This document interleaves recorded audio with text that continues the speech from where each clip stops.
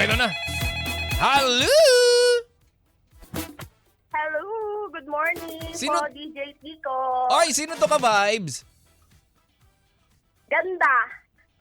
Pangalan mo, Ganda? Ganda ng Pasay. Oy, si Ganda ng Oo, Pasay. Ganda ng Pasay. O, sige. Ganda ng Pasay. Ilang taong ka na? Ano? At wala na ako sa kalendaryo. Sige, wala ka na sa kalendaryo. Sasagot na lang eh. Pero pasok pa ako sa loto. Pasok ka sa paloto. O, sige. Sige. Apa. Sige, trip mo yan, he.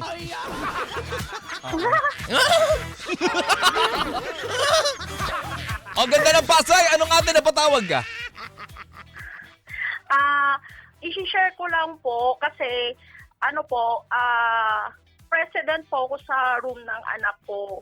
Gusto ko lang po sana PTA. i-share na ang hirap singilin ng mga parents about sa Sigilit lang. Tungkol ito sa problema mo sa PTA. Tama? Opo. Sige. Ganda ng Pasay. I-share mo na! Gusto ko lang po sana i-share na bakit po ang hirap singilin ng mga parents about sa contribution ng mga anak? Ang contribution lang po kasi namin is 200 pesos lang po. Mm-hmm. Yun po. Ba't Gusto ko lang po sana alog-alogin yung mga nanay na for whole year naman din po kasi yung contribution na yung... Kumbaga parang sa monthly dues ng mga subdivision, ito tama, ito ay monthly dues, parang ganun, di ba? Opo, every year. Every year 200 per ulo, per estudyante. Opo, per ulo po. Kasi po, ang dami pong mga bibili na utensils sa school, mga cleaning materials.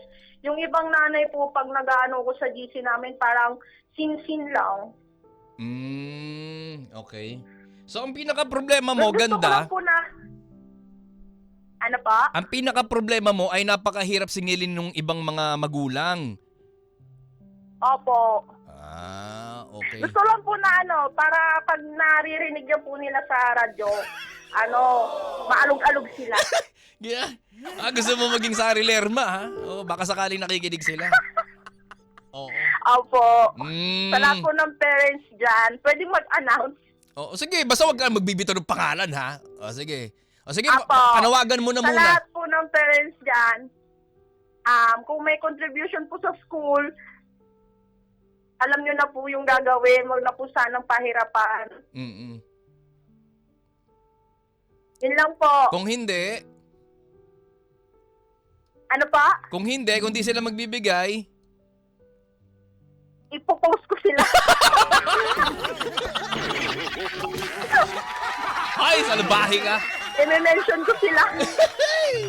Wag naman. Pero itong concern mo, Ganda, Hindi. nailapit mo na ba ito sa advisor, sa teacher? Opo, pero sabi po nung advisor, ako na daw pong bahala. Patay. saglit.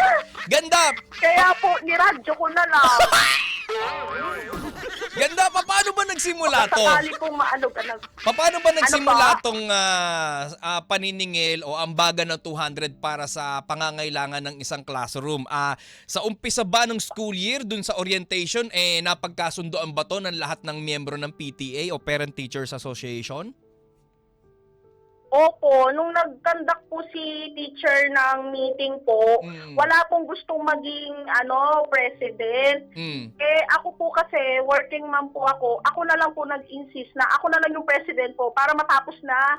Nag-volunteer ka na. Hindi ko naman po alam na may ganyanan palang contribution. Oo. Hindi mo in-expect na sakit pala ng ulo to, pinasok mo. Tawa siya. Opo, hindi talaga. Okay. So, ang tanong mo bakit ganon? Bakit ganon yung mga magulang? Opo. Pero sa Para naman po yun sa mga anak nila eh. Ganda, sa orientation nyo ba obligado ba talaga lahat o voluntary lang ang pagbibigay ng 200? Parang obligado po kasi 36 po yung student eh. Pero yung 200 na po yun, na po yun, lahat na po ng bibilin sa room, doon po kukunin. Gaya ng walis, Opo, ano opo. pa? Cortina. Cortina. Okay. Public school to. Opo, Oo, opo. oo. Sa bagay kasi maintindihan mo naman talaga na sa public school, yung mga magulang at yung mga teacher sa pamamagitan ng PTA o Parent Teachers Association, sila na yung gumagawa ng paraan para mapunan yung pangangailangan ng isang classroom, 'di ba? Tama ba? Opo, opo. So ganito. Sabi po kanina sila teacher, ako na daw po bahala di i-announce ko na lang sila. Wala ka ng ibang no choice. Pag di po nagbigay, i-post ko na lang Hoy! po. Wag naman! Nandahil na sa 200 piso, magkakaroon ka pa ng kaaway. Dahil ganito na lang gawin mo. Ganda. Ganda, ganito na lang gawin mo. Makipag-usap ka ulit, makipag-meeting ka kay teacher, kasama yung iba pang mga magulang, na ipaliwanag mo na ganito yung kailangan nating halaga. Tapos ito naman yung pupuntahan kung kinakailangan nyo ng proof, resibo, picture at kung ano-ano pa na patibay na o katunayan na dito mapupunta yung iaambag nyong 200 pesos per estudyante kada taon, wag kayong mag-alala dahil hindi mo naman ininenok yan, di ba? Hindi mo naman pipitikin yan. 36 po yung 36 po yung student, 23 pa lang po yung nagbabayad. Yung 14 po, inaalog-alog ko na. Baka naman, di ganito din, ganda. Siguro naman maintindihan natin yung sitwasyon since na public school ito, baka naman din talaga yung 200 pesos na yun, hindi talaga kasama sa araw-araw na budget nila. Kaya medyo hirap pa sila talaga magpaluwa. Baka siguro, try natin na maintindihan yung part na yun dahil nga, syempre di ba, kapag public school, kaya nga nag-public school kasi nga, medyo gipit talaga sa budget, di ba? Opo. Hinihintay ko na nga lang po ng ng 30 sahod. So yun, mas maganda-ganda kausapin mo ulit si teacher o kung sino man yung advisor tapos makipag-meeting ka ulit. Kahit through chat lang, 'di ba? Kahit hindi naman kayo magkita-kita para hindi siya masyadong abala, mag-online na lang kayo, ipaliwanag mo ng ganito, ganyan, kesi ho, kesi ha, 'di ba? Para mas maliwanagan sila na talagang kailangan. Ngayon, ano ang plano mo kung talagang hindi sila makapag-abot ng 200 pesos? Abunuhan ko na lang. Yun Tapos lang. pag nagbayad sila, bubulsa ko na. Hoy!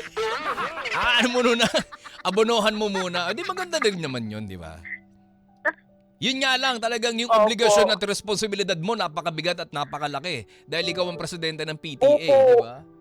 O di, ginusto mo yan, magdusa ka. Magdusa ka!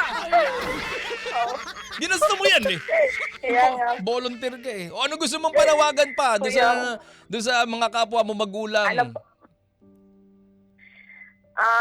Panawagan ko po sa mga kapwa ko magulang, suportahan na lang po natin yung mga estudyante po natin kung ano po yung kailangan sa school kasi minsan lang po silang maging elementary. Correct.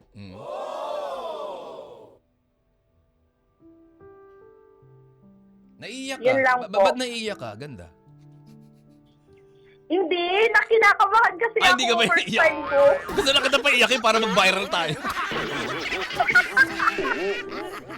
Alam ko naiiyak sige. Yun lang naman, di ba? Hindi, yun lang po. Simple lang naman na problema, pero syempre, pag ang simple at maliit na problema, pag binabayaan, lumalaki. Di ba? Tama ba?